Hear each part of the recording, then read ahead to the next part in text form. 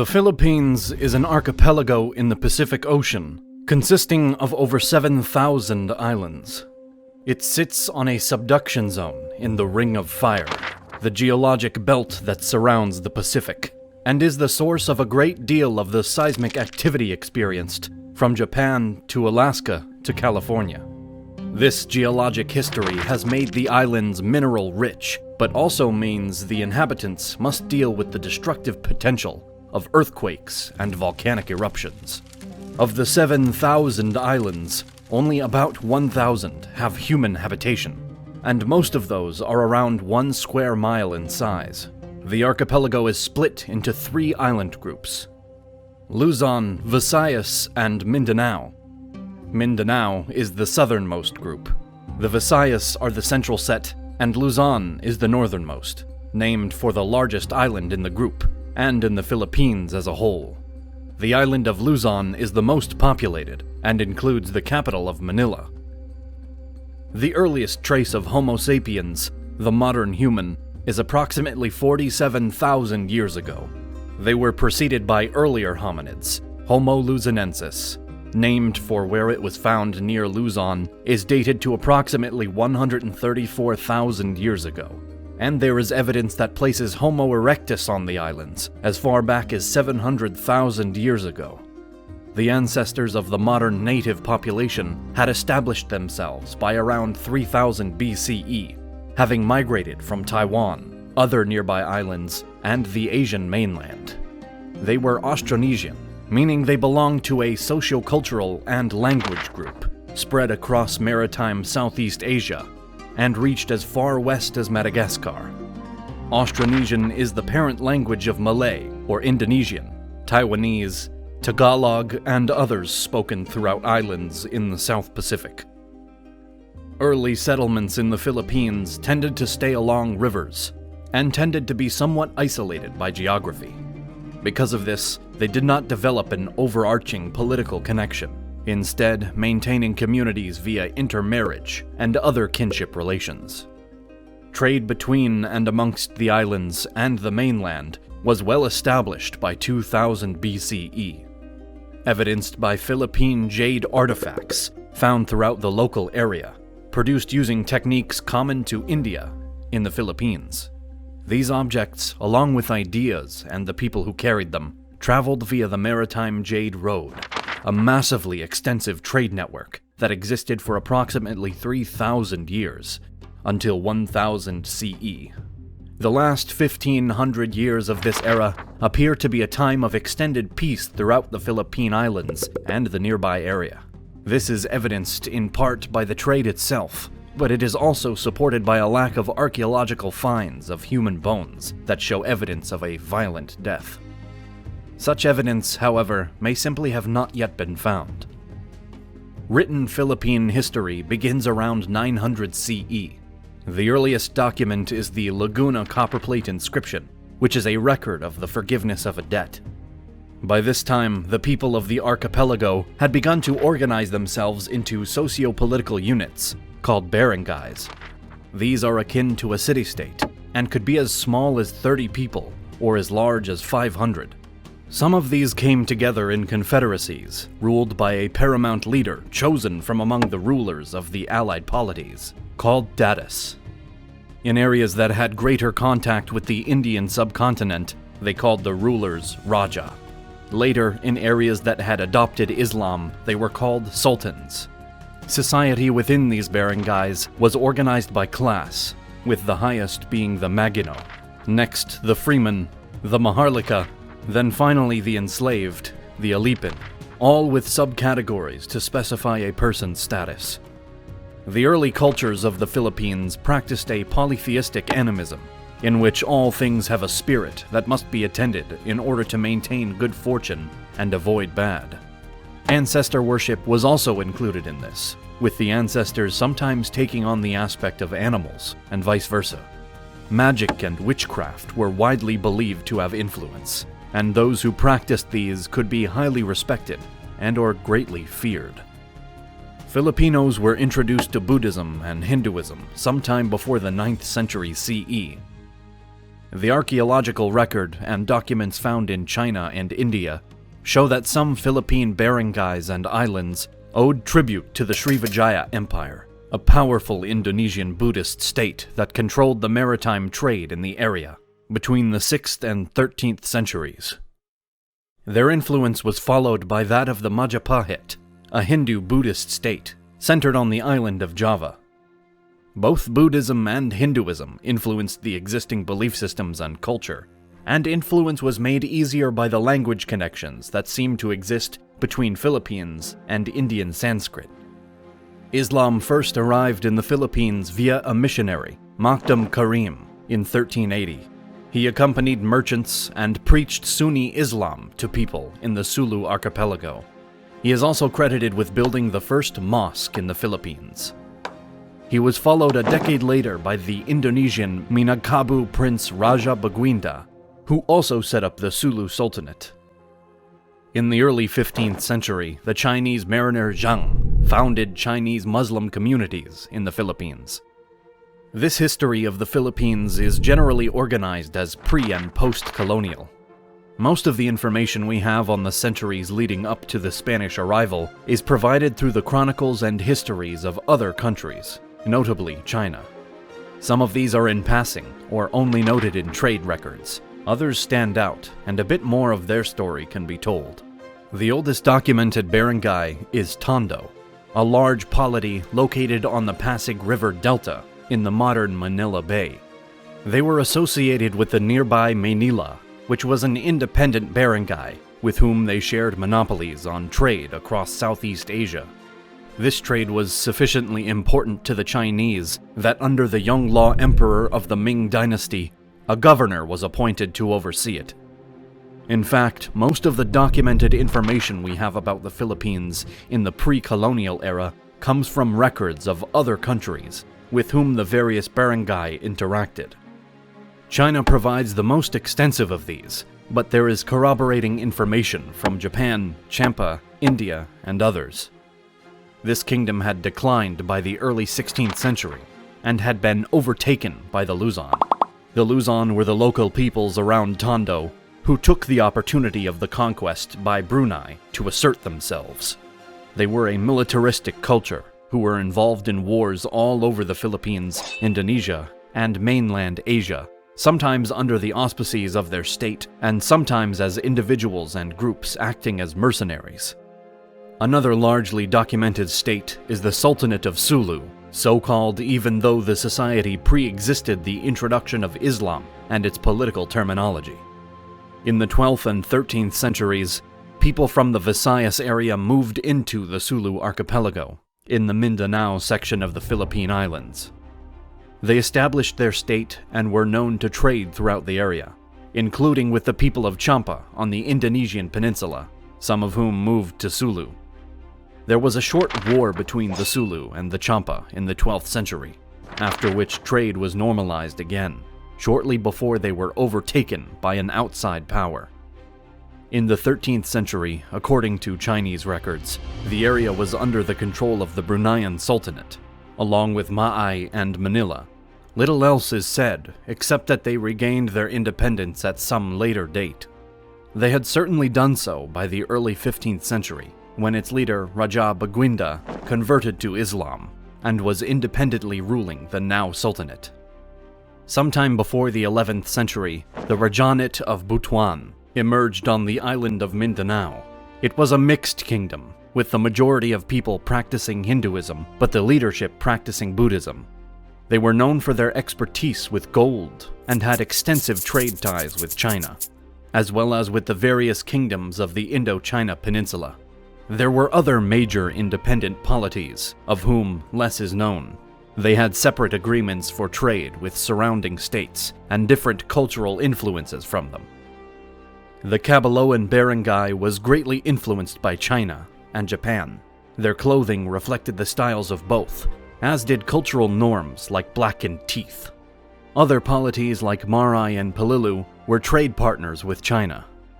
There is also evidence of conflict between the people of the Visayan section of the archipelago and towns on the Chinese coastline, instigated by the Filipinos. In the decades prior to European contact, the Bruneian Sultanate again pushed into the Philippines. They started with Tondo and Manila Bay, with the idea of breaking their monopoly on the Chinese trade of certain goods. They were successful, establishing Selarong, also known as the Kingdom of Manila, as a vassal state in 1500.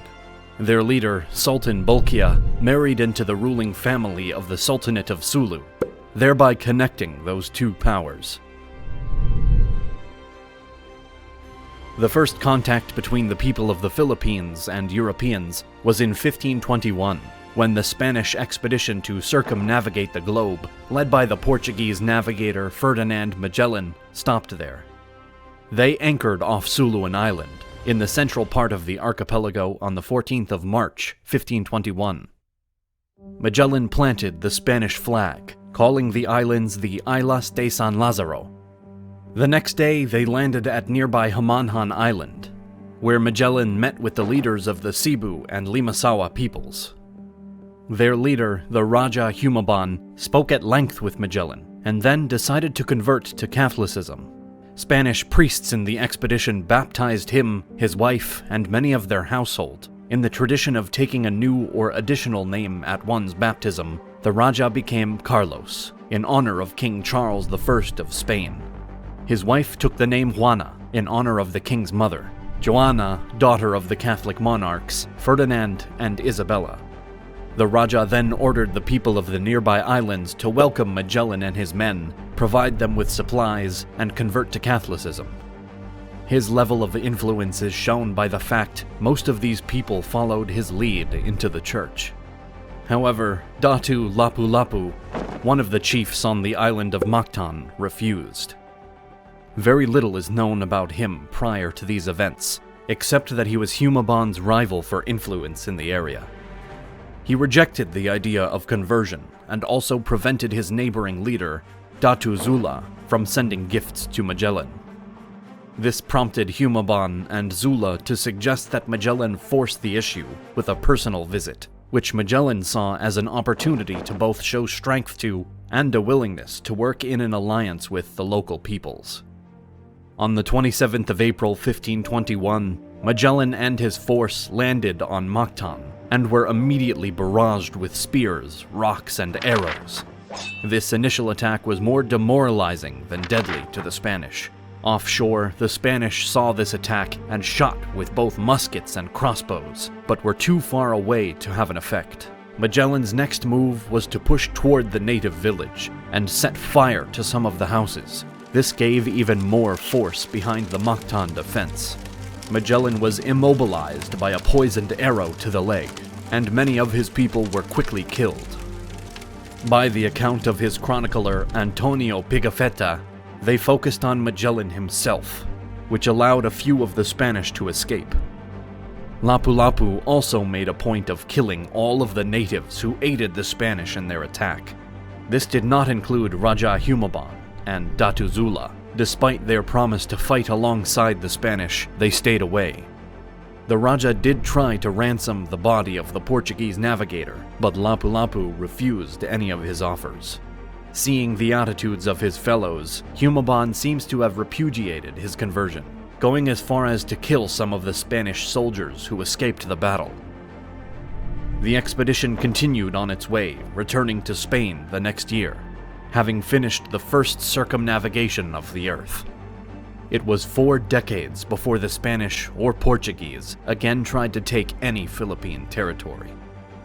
After the disastrous experience of Magellan in the Philippines, the Spanish did not make another attempt to colonize until 1542.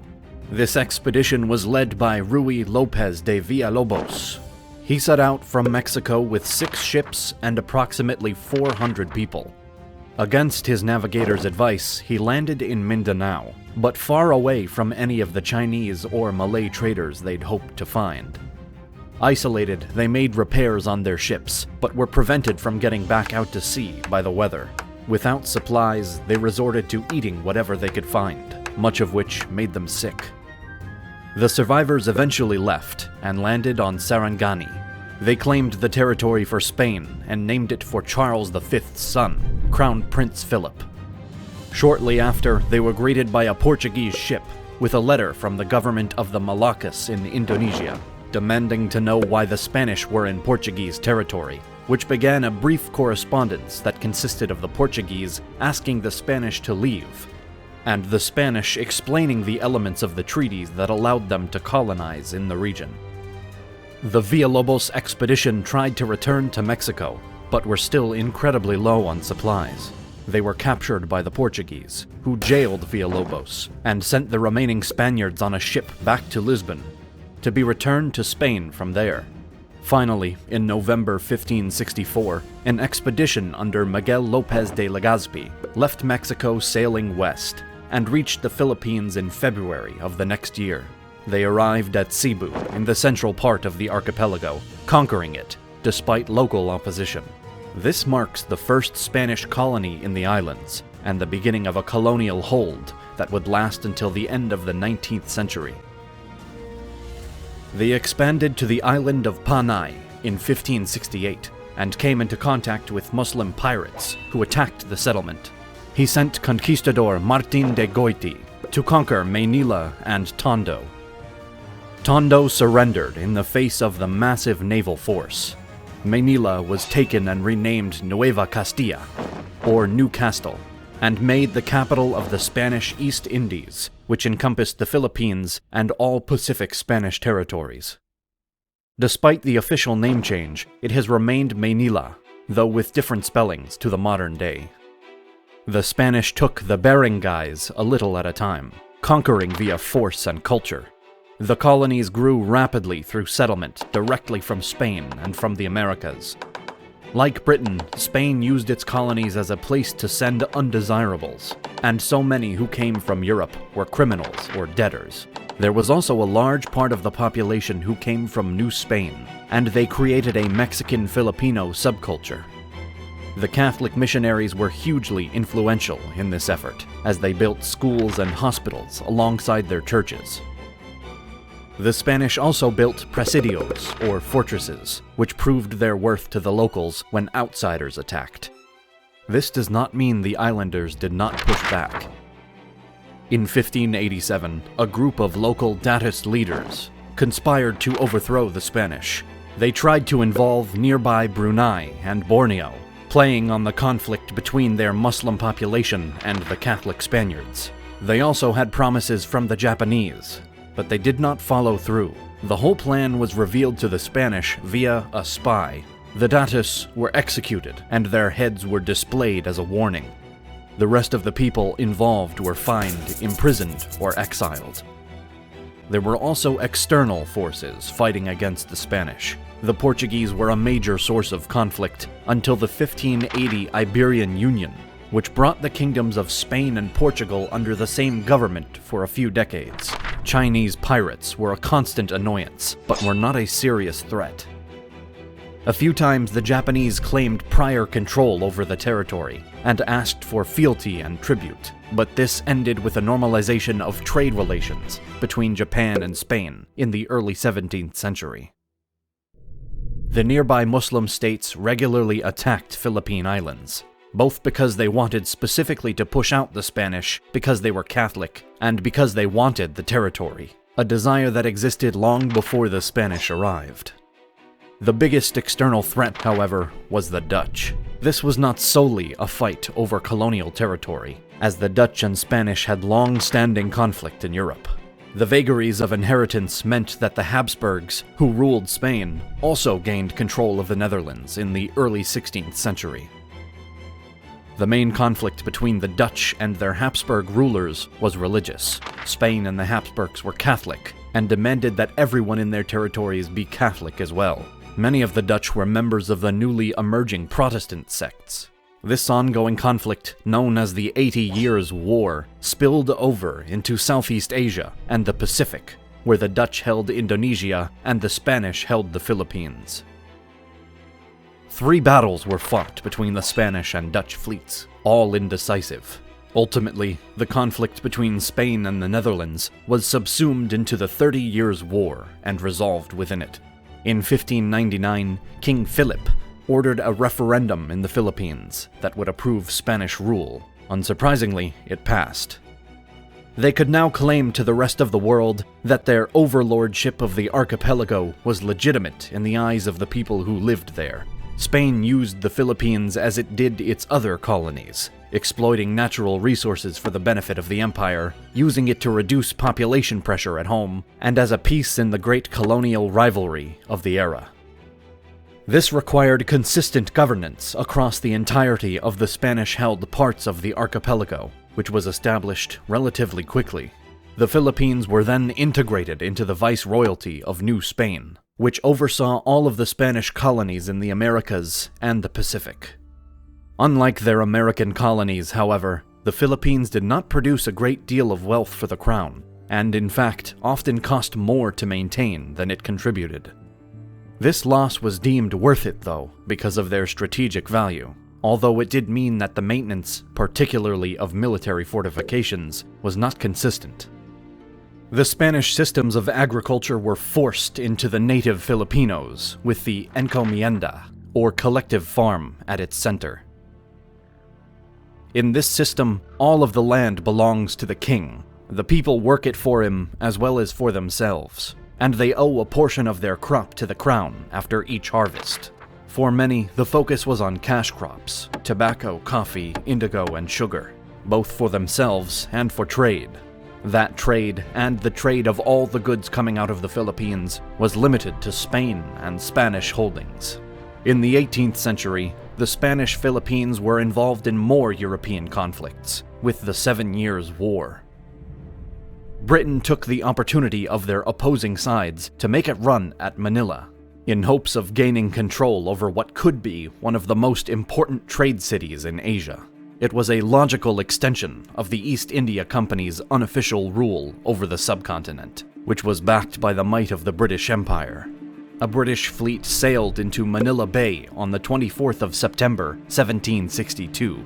Over the next 12 days, they bombarded the city's fortifications, took control of some of the surrounding area, and assessed the Spanish ability to defend their capital. They found it wanting, which was in their favor.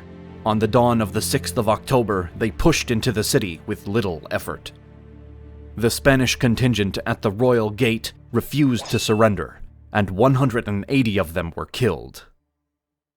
Manuel Rojo de Rio y Viero, the Archbishop and temporary governor of Manila, agreed to surrender, in hopes it would stop any more violence.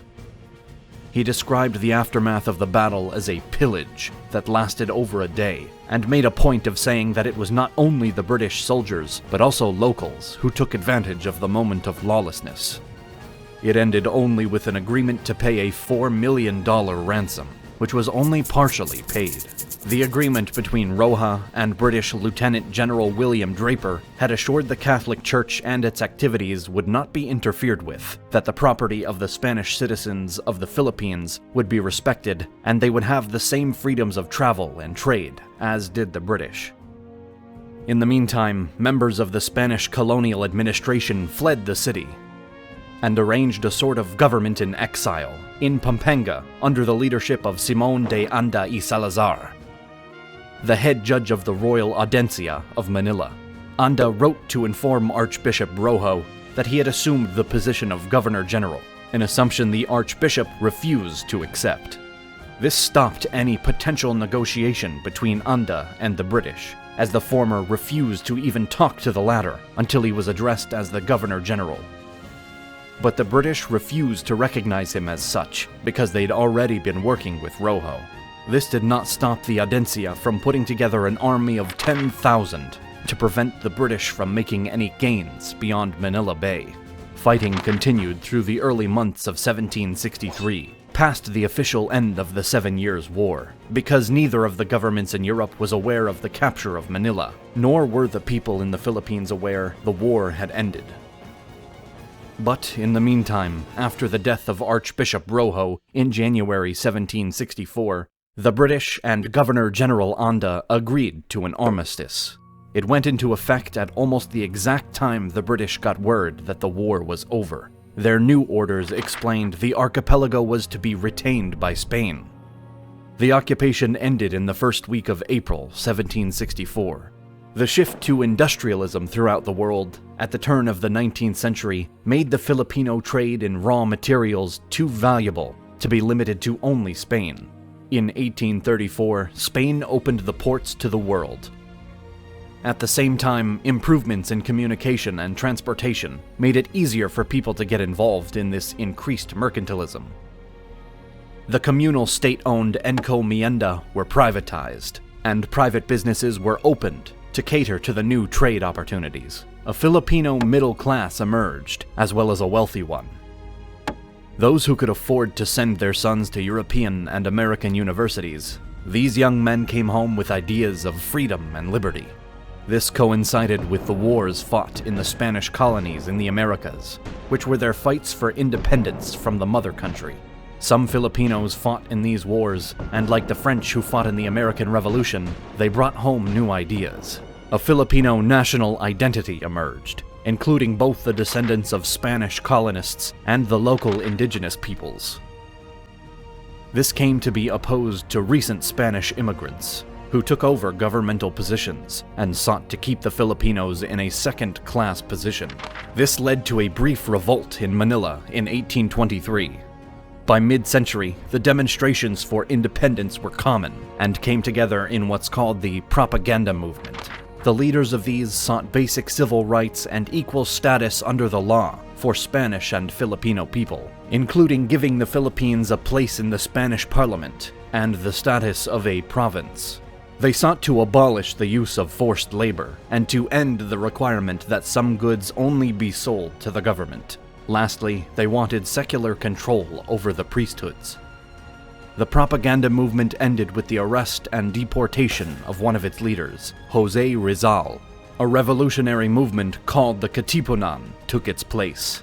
The Philippine Revolution began in August 1898, with the express purpose of making the Philippines an independent country. The rebels did fairly well in the countryside, but failed to take Manila.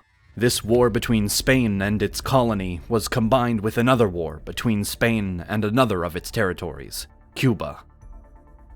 The push for independence on that Caribbean island got the United States involved, which changed the balance of power. The Americans took the opportunity to gain a foothold in the Western Pacific.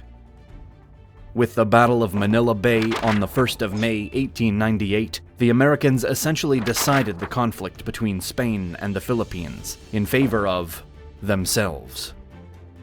The battle marks the end of the Spanish colonial period for the archipelago.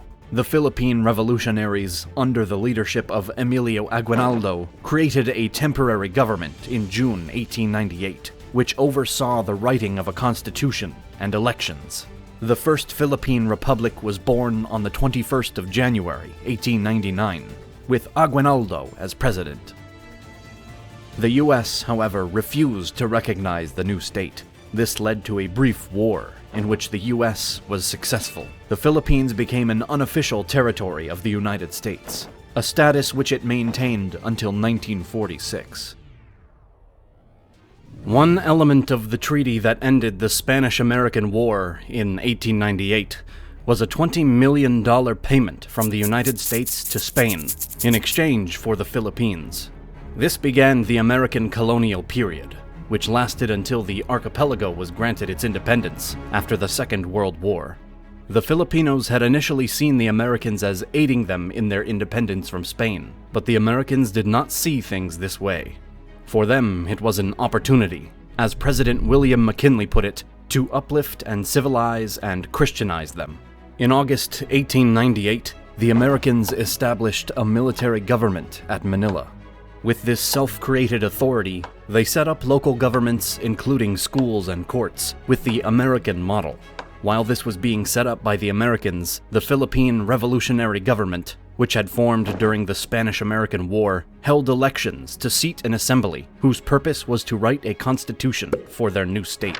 This founding document was adopted and set to go into effect on the 21st of January, 1899, creating the first Philippine Republic. On the 4th of January, however, the United States issued a proclamation stating that the Spanish, having ceded the Philippines to them, meant that the American military rule was to go into effect over the whole archipelago immediately. This undermined the new government, and its president, Emilio Aguinaldo, issued a response that reaffirmed the independence of the Philippines and asserted their right to defend themselves. Open warfare began on the 4th of February, 1899, with an American assault on San Juan. Aguinaldo's government issued a declaration of war against the United States on the 2nd of June, 1899. The Filipinos were not equipped for traditional warfare against a modern state. Most of them did not even have guns, but were working with bows, arrows, and spears. After a few months of this, they shifted to guerrilla tactics, with the idea of inflicting constant losses rather than trying to overtake them entirely. This prompted an American shift to methods for fighting an internal rebellion, which included the use of camps to collect civilians with the idea of segregating them, ostensibly to protect them from the guerrillas. They also had camps for prisoners of war, which were not well supplied. Disease ran rampant in these camps, forcing more Filipino deaths than the warfare itself. The insurgency continued through the next year, prompting a declaration of martial law by General Arthur MacArthur on the 20th of December, 1900. At the same time, an American commission headed by future President William Howard Taft began designing and enacting a government. Positions in local governments and the newly developed civil service were used, to some effect, to persuade resistance leaders away from their anti-American efforts. Hostilities were greatly reduced when President Aguinaldo was captured in March 1901. On the 19th of April, he officially surrendered and swore allegiance to the United States. He called on his people to lay down their weapons, but some local leaders, like Miguel Malvar and Vincent Lucban, continued the fighting until April 1902. Isolated pockets of resistance carried on intermittently until 1913. This war cost more in people and materials for the United States than the Spanish-American War. The Filipinos lost at least 200,000 civilians from diseases like cholera and dysentery, as well as famine. The U.S. had implemented a scorched earth policy in the places they hoped to root out the guerrilla troops, and were not shy about using extreme methods to get information from prisoners. The Philippine fighters also used brutal tactics against the Americans they captured. After the war, the Philippines were put under a type of territorial government administered by and answerable to the United States, called the Insular Government. This administration's purpose was to shepherd the Philippines into independence. Elections were held for an assembly in 1907, which served as a lower house of a bicameral legislature, with the U.S.-appointed Philippine Commission serving as the upper house. The assembly passed resolutions annually calling for Philippine independence. In 1916, the Philippine Autonomy Act, also known as the Jones Law, was put into effect.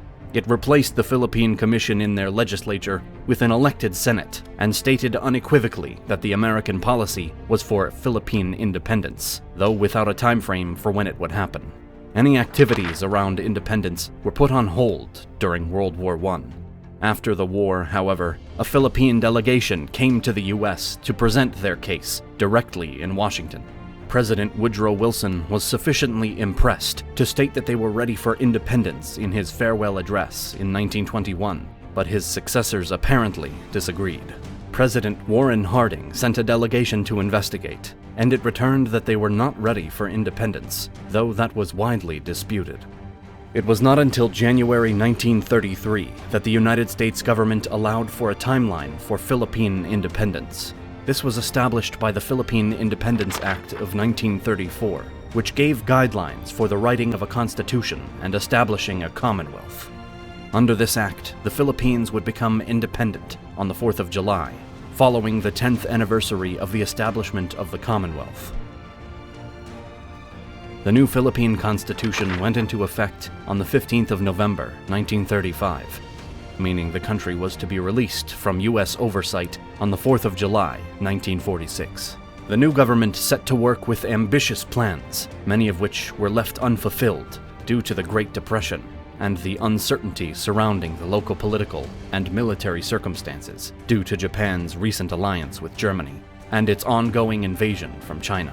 The concerns about Japan were well-founded, as the Empire's attack on the U.S. naval base at Pearl Harbor on the 7th of December 1941, was accompanied by an attack on the Philippines.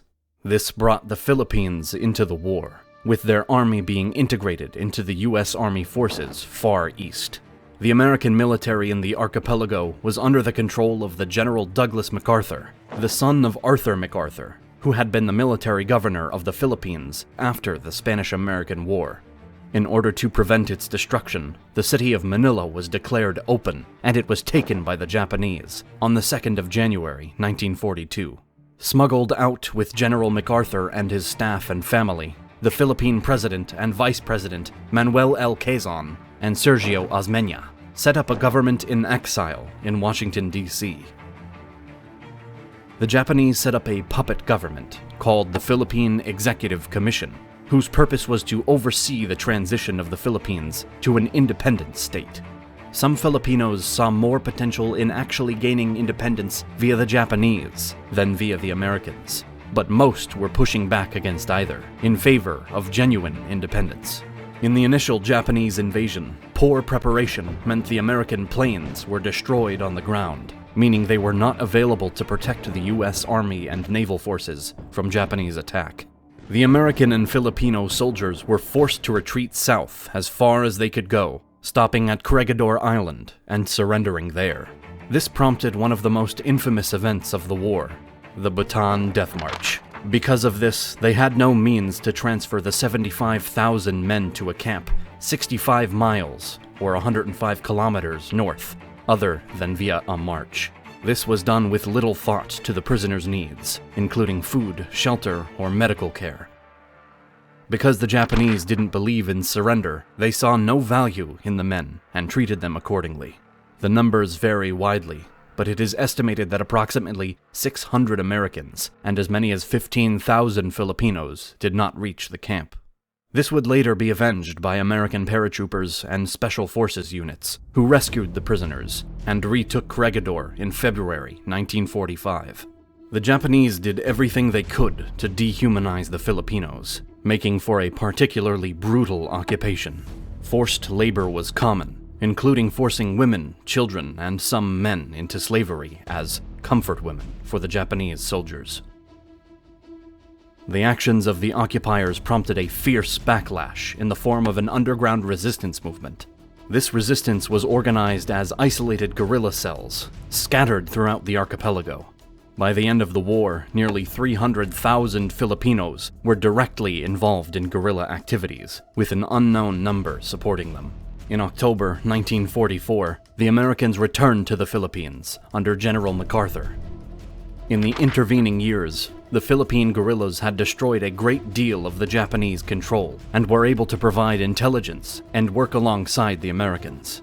This was after a protracted argument between the Army and Navy about whether the archipelago needed to be liberated by the Americans at all. Due to his own and his father's involvement with the Philippines, MacArthur felt a personal need to assure the Commonwealth's liberation. The major push to retake the islands was the Battle of Leyte Gulf on the 23rd to 26th of October 1944, which is still known as the largest naval battle in history. The main Allied fleet, consisting of the heavy American aircraft carriers, fast battleships, and most modern escorts, was commanded by Admiral William Halsey. They were on the eastern side of the Philippine Islands, where they saw Japanese carriers coming from Japan with the apparent intent of attacking the invasion fleet. As soon as they were seen, they turned back, with the Americans racing behind them, away from the Philippines. At the same time, a fleet of Japanese battleships and heavy cruisers, under the leadership of Admiral Kurita Takeo, came from the Dutch East Indies toward the American invasion fleet on the western side of the islands. This was the primary Japanese strike group, not the fleet after which Halsey chased. They ran into a line of American submarines, which attacked, damaging and sinking some of the ships. They called for help, prompting American planes to be launched from nearby aircraft carriers. The Japanese super battleship Musashi was sunk, after which the Japanese turned around. The Americans thought they were retreating, but they turned back around as soon as the American attacks stopped. They attacked the American destroyers and aircraft carriers, who fought back so fiercely, some sacrificing themselves, that Kurita thought the entire American fleet was in front of him. He turned around again, not realizing he was in a better position. On the same night, a third Japanese group encountered the older American ships at the Surigao Strait, which had been placed to provide bombardment to support the invasion. Using their radar, they were able to destroy most of the Japanese ships before they were aware Americans were in the strait. Because some of these were ships from Pearl Harbor, which had been restored, this is thought of as avenging that attack. This was the last battleship versus battleship engagement in history. The Americans took Manila back beginning on the 3rd of February, 1945, conducting an exhausting street-by-street battle that lasted until the 3rd of March. Some of the heaviest fighting actually happened in the baseball stadium, where the Japanese used the dugouts like bunkers. The civilian population of Manila got caught in the middle of the battle and was prevented from leaving by the Japanese, meaning tens of thousands were killed. Fighting continued in the islands until the Japanese surrender on the 2nd of September, 1945. Just a few months later, on the 15th of November, 1945, the Philippine Commonwealth celebrated its 10th anniversary. Preparations began for official independence, which was granted with much ceremony on the 4th of July, 1946. The post-war history of the Philippines has been a balance between having successfully achieved independence and subsequent struggle with internal conflict. Liberated from Japanese occupation by the United States in the summer of 1945, the Republic of the Philippines was born on the 4th of July, 1946. The first decades of the new state were a mixture of economic and social reform and introduction of the Philippines onto the world stage. The growing pains of the new republic were felt even before independence. Philippine President Manuel Quezon died in 1944, still running his government in exile from the US. He was succeeded by his vice president, Sergio Osmeña. Osmeña was not very well known by his countrymen, and his political party had fallen out of favor during the Japanese occupation.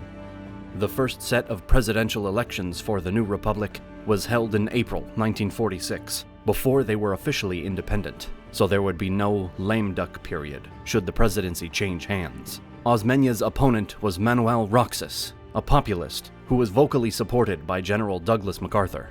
Roxas sought to rebuild his nation from not only the bitter years of the Japanese occupation, but he also wanted to mend the nearly 4 centuries of foreign domination his people had endured. Roxas wanted to bring the Philippines into the United Nations and open the archipelago to the world.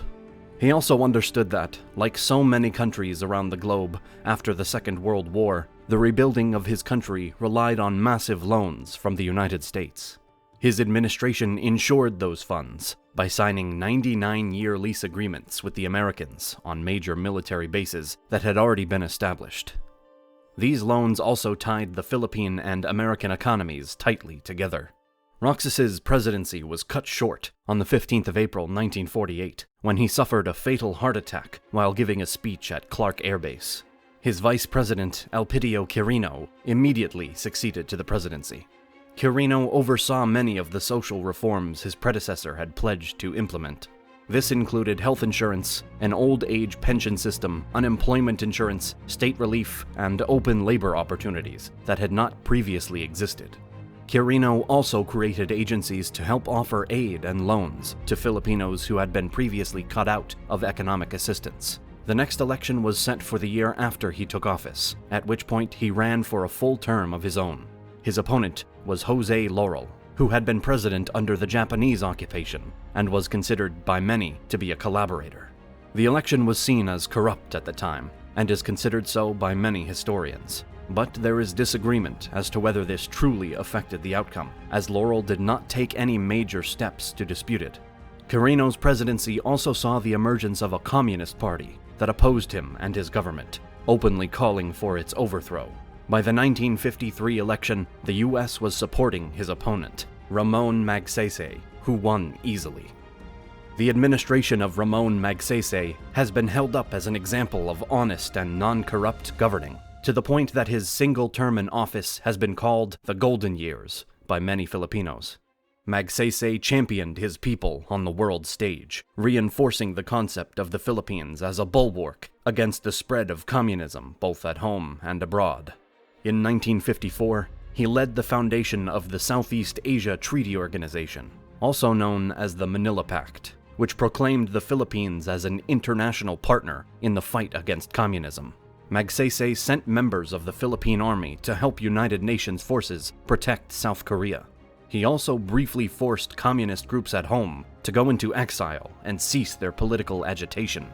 Magsaysay did not have the opportunity to complete the reforms he designed. He was killed in a plane crash on the 17th of March, 1957. Vice President Carlos P. Garcia succeeded him, and then served a full term of his own. Garcia was succeeded by his vice president, Diosdado Macapagal, after losing to him in the 1961 elections. Macapagal's administration is best known for enacting land reforms around the tenancy of farmers, and for changing the date on which Philippine independence is celebrated, from the 4th of July to the 12th of June, changing the recognition away from the end of the occupation by the U.S. to the end of Spanish colonial period in 1898. He lost the 1965 election to Ferdinand Marcos, the best-known modern leader of the Philippines, and not for positive reasons. Ferdinand Marcos held control over the Philippines between 1965 and 1986. Marcos began as a president elected on promises of economic and social reforms, and ended in a brutal dictatorship. A military attempt to bring part of Borneo under Philippine rule prompted a massacre of Muslims in southern parts of the archipelago, a terrible occasion that was made worse by the Marcos administration's suppression of journalism around the events. Despite this, he was incredibly popular and won a second term in 1969. His second term saw a great deal of unrest, beginning with massive financial problems directly related to his unrestrained spending during his campaign. Demonstrations that turned violent, rumors of a planned coup d'etat, and an attack during a campaign rally allowed Marcos to suspend the writ of habeas corpus and enact martial law in 1972. His political opponents were forbidden from expressing themselves, even in a peaceful manner. They were either arrested or sent into exile, generally without any sort of actual trial to prove their guilt. Martial law would remain in effect until 1981. This second term coincided with a constitutional convention planned for 1970, during which revisions would be made to the 1935 Constitution. Marcos used this to his advantage, arranging changes to the government that allowed him to remain in power after the provisions of the earlier constitution would have required that he step down. He changed the actual nature of the government by shifting it from a presidential system to a parliamentary one. People no longer directly voted for a president. The party with the largest number of seats in Congress nominated their candidate. By 1973, the new constitution was in place, and no one could effectively oust Marcos. His new administration was composed of nepotists who enacted his policies while enriching themselves. Marcos also assured the support of the military with a steady supply of money. Marcos claimed that he needed to enact these policies to ensure that the new society he was creating would thrive. He vowed to eliminate corruption, ease economic strain on his fellow citizens, and make the Philippines a stronger international player. Despite this, the Philippine economy shrunk steadily as trade relations dwindled, causing millions to go hungry, and not a small number of deaths. In the face of these elements, it is hardly surprising that the Marcos administration relied on blunt force to stay in power. Those deemed a threat to the regime were arrested and held without trial, and only released if they were scared into submission. Records show 3,257 extrajudicial executions were conducted, along with 35,000 documented incidents of torture. International pressure mounted for Marcos to cease his human rights violations and restore civil rights throughout the Philippines. Martial law was officially lifted in January 1981, but Marcos retained all of the power he'd held during that time. Elections held in June of that year put Marcos into another 6-year term, but pressure from increasing opposition outside the Philippines, especially from the United States, combined with shock over the poorly covered-up assassination of Marcos's primary opposition, Senator Benigno Ninoy Aquino Jr., forced a snap election on the 7th of February, 1986. Marcos was up against Corazon Aquino, the wife of the assassinated leader. Each side declared their candidate the winner, though it is evident that Aquino actually did get more votes. The dispute prompted weeks of civil unrest and an attempted coup, culminating in 2 inaugurations, Marcos at his palace and Aquino at a social club. Shortly after his ceremony, however, Marcos and his family were evacuated from the capital in a U.S. Army helicopter, eventually ending up in Hawaii, where Ferdinand Marcos would die 3 years later. Imelda eventually returned to the Philippines and still lives there as of this writing. Corazon Aquino was elected as the next president of the Philippines and immediately formed a revolutionary government to normalize the situation left by Marcos and provided for a transitional freedom constitution.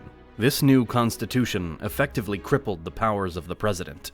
They could no longer unilaterally declare martial law, proposed the creation of autonomous regions in the Cordilleras and Muslim Mindanao to stabilize the Philippine Islands and hopefully prevent civil war, and restored the presidential form of government and the bicameral Congress. She also did not renew treaties that would have allowed the United States to maintain control over various military bases that they'd held since the Second World War. Unfortunately, Aquino's administration was plagued by infighting, as well as a devastating natural disaster. Different groups sought varied agendas, and this slowed economic and social reform to a crawl. Her work toward fixing the economy after the kleptocratic Marcos regime was somewhat undone by the eruption of Mount Pinatubo on the 2nd of April 1991, when the volcano started erupting. A tremendous explosion on the 12th of July 1991 buried Clark Air Base, rendering it unusable for recovery. A staggering $100 million in damage. At least 840 deaths were reported, and over 200,000 were left homeless. Aquino was succeeded by Fidel Ramos, who negotiated with various armed opposition groups and managed to bring many of them to a peaceful reconciliation. However, his successor, Joseph Estrada, conducted military operations to put down one of these insurgent groups, the Moro Islamic Liberation Front. Estrada did not finish his term in office, but resigned after being impeached over bribes from illegal gambling operations. The 2 most recent presidents of the nation have been controversial. Rodrigo Duterte began his presidency in 2016 with a platform of increased infrastructure spending, tax reform, increased enforcement of anti-drug laws, and other general improvements. He was and is generally approved of by the people of the Philippines. But his methods, which included briefly implementing martial law and outright executions of criminals, are widely questioned. This and his attempts to reorient Philippine policy away from the US and toward China and Russia caused pushback from much of the rest of the world. His successor, Ferdinand Marcos Jr., better known as Bongbong, came to power in 2022. His administration has been marked by the socio-economic issues of recovery from the COVID-19 pandemic and lockdowns, as well as attempts to shift away from some of the more criticized of Duterte's programs. The first decades of the 21st century have been a time of international unease for the Philippines, as the Republic sought to either reinforce old alliances or establish new foreign ties. In the early 2000s, the Chinese government sought to form closer economic and political ties, but these failed to materialize, in part because China has steadily pushed for territorial expansion and ownership of all regions and resources in the South China Sea. The rich fishing grounds, newly discovered underwater deposits of oil, and command of the waterways around Taiwan make this region an important part of the Chinese government's future goals. No matter what the future holds, the Philippines will be an important part of politics in the Pacific and the rest of the world.